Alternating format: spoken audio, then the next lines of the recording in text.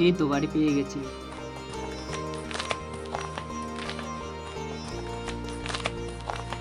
কেউ আছেন?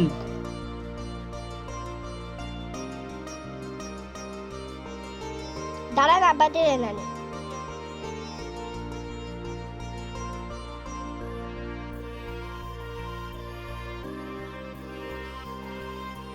আবার কানিরে লোক এসে।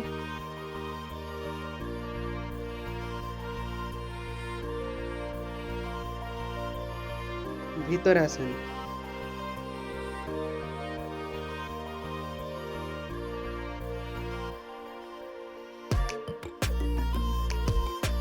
বসেন বসেন।